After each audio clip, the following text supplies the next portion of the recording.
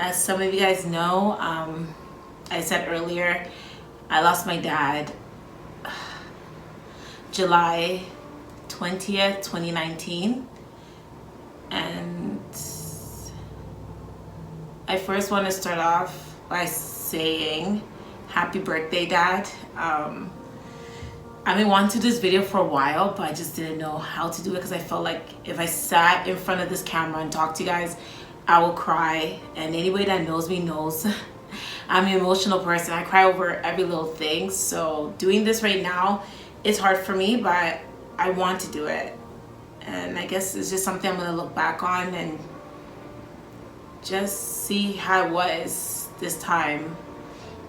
Like, well, almost a year and a half after I losing my father, or a little bit over a year and a half. So I remember I got the call. I was at work and my break was at 11 o'clock. So I just remember looking at my phone. I seen a missed call from my uncle, and the missed call, I decided to call back right away because I used my uncle's address for something. So I thought he was calling to just tell me I got some mail. So I just thought it was nothing, you know. I saw that he had left me a voicemail, so I listened to the voicemail and it said call me back right away. So I thought to myself, okay, I need to call my uncle. I called him back and all he said was, your dad is dead. In that moment, I thought I was hearing stuff because I'm like, there's no way my uncle's gonna just tell me my dad is dead. And the way he had said it was just too quick. So I'm like, what? And he said, your dad is dead. So I said, okay, let me call you back. In that moment, I'm like, there's no way. There's no way. So the next person I call is my stepmother. And you guys, give me a second. Sorry.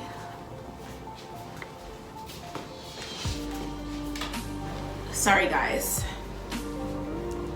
So the next person I called was my stepmother, and I called her and she said, she was just talking to me normal, to be honest. She was just, I just remember she was just mellow. She just didn't have no emotion to her voice. So I asked her, I'm like, I have something to ask you. And she said, what? And I'm like, I heard my father is gone. Is it true? And she said, who told me? And I'm like, it doesn't matter who told me. I just need to know, is he gone? And she asked me where I was, and I said I'm at work. And she said, we don't need to talk about this right now. You should go home and then we'll talk. And I said, no, just let me know right now. And she said, no, this is not the right time. That I need to go home and we'll talk. And I said, no, just please tell me, like, what's going on. And she said, he passed away at 8 o'clock that night. I broke down at work. I literally cried. I was shaking. I fell to the ground, and I just remember I just couldn't go back to my work after break was over. And after that, I called my brothers. They didn't pick up. I called my sister. She didn't answer her phone either. And I was just alone at work, bawling my eyes out. My stepmom called me back. I was on the phone with her crying hysterically. And after that, the HR department, a lady that works for HR in my workplace, saw me crying.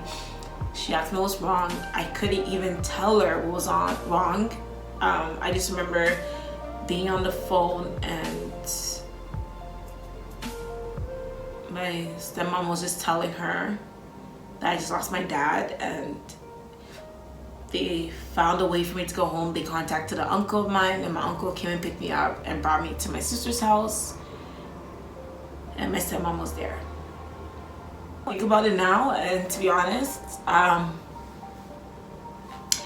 it still feels like a dream. I feel like I have not lost my best friend.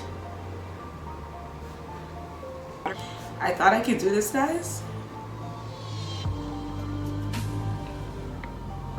So I went to my sister's house. My stepmom was there, and we just didn't sleep. I just remember closing my eyes for about an hour, and next thing I know, I woke up and it was morning. We laid my dad to rest on October 12, 2019, because unfortunately he didn't live in Canada, he lived in Ghana, so we had to all fly back home to do his funeral there. I just remember looking at him in that casket and just thinking, like, that looks like my dad, but it looks like him. But even though we buried him, I still feel like that's not him.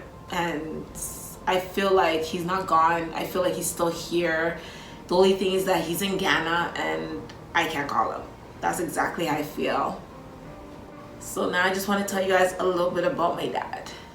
So my dad was, honestly, he was a good father. He did the best he can. He was a single father raising 4 kids. I have 2 brothers and a younger sister. I just remember coming to Canada and we were all living in this basement apartment, and it was a 1-bedroom. I remember he slept in the living room on the couch. He turned part of the living room into me and my sister's room, and he made my brother sleep in his room. And he worked hard and bought us a house, and we moved into this house. I remember like just thinking, wow, like here I am with my dad, we're living in Canada, and he put us in a house. I remember just him even giving us like curfew. I just remember him just giving us everything we wanted. If I wanted to go on a school trip, I got to go on every school trip possible. There was no school trip that I missed out on. I remember on weekdays, Monday to Friday, we weren't allowed to watch TV. We were only allowed to watch TV on Saturday and Sunday. And I remember him always trying to tell me he loves me. And I remember he used to, or just even hug me. And I remember I always used to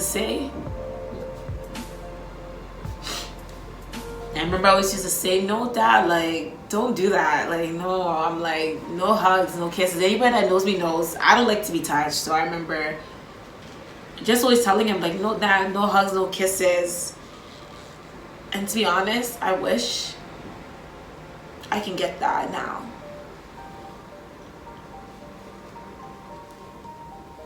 I wanted all of us to be successful. My dad was driven. He was hardworking. He never believed in working for other people. He owned his own mechanic shop. He owned a banquet hall, and he wanted us to see that and feel like we can do whatever we wanted to do, be successful just like him. And the fact that he was an entrepreneur, to be honest, thinking back then, I didn't even know what entrepreneurship was until now. I think about it, and that's my dad. He just always wanted to be successful no matter what it took. And I remember just sitting down with him one day when he wanted to go back home to Ghana and start a business selling pharmaceutical products, just herbal products, things like medicine that you can use to help people. And I remember just sitting there and I asked them, Dad, what would you like this company to be called? And he said, Equibanco. He made pills, medication that he named after all of us. Mine was called, or my sister's was called Amalaria.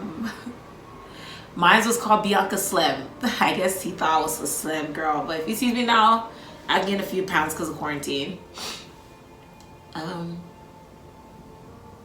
But he went to Ghana and he opened a business and he went back and forth. And I just remember just even looking back, I remember I had a science project and he came home. He saw that science project. I had to do like a diorama, I think. I don't know what it's called. Like, it's just, I take a shoebox and it was a science project about organisms and cells. And he came home and I remember he just helped me work on that science project. We stayed up till probably like 4 o'clock in the morning. And he saw what I did, and that was the best moment, to be honest. I can remember my dad, just him helping me out with that science project, because I got perfect. I got 20 out of 20 because of him. He was a good person. He had a big heart. He had a big heart. I just remember at his funeral, like a lot of his friends came and they were just even talking about some of the things he did for them. My dad did that. He always wanted to help other people, but he was stubborn. And I guess that's where I get my stubbornness from. Anybody that knows me knows I am stubborn. So that's where I guess I get it from. But he was a stubborn person, and you cannot tell my dad anything. He could definitely tell you, but you can never tell him anything because he never thought he was wrong. And to be honest, he did an amazing job. One of my biggest regrets is not getting a chance to tell him I love him before he passed away, because I know he would want to hear that. Even when I got cheated on, he was the only person I wanted to talk to. Just to tell him, Dad, I got cheated on, just so he could hug me and just tell me everything's gonna be okay. And he didn't get to hug me, but he did tell me everything was gonna be okay.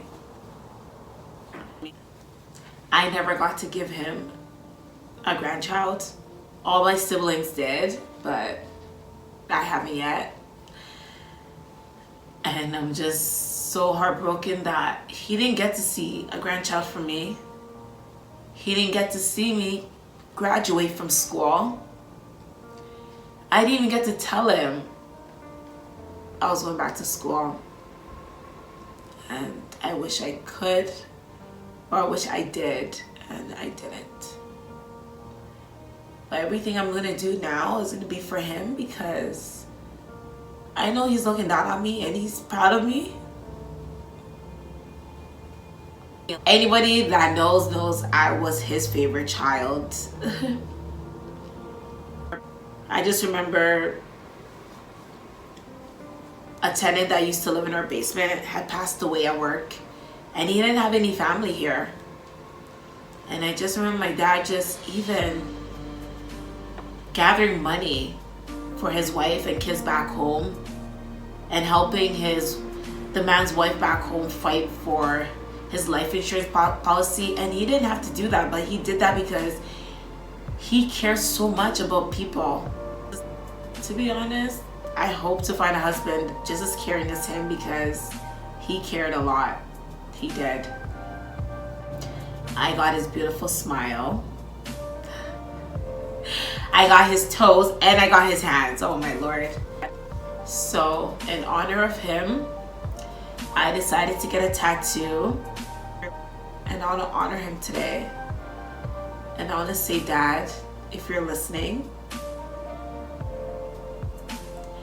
I'm sorry, as I feel like I could have been a better daughter. And I want to say I love you so much.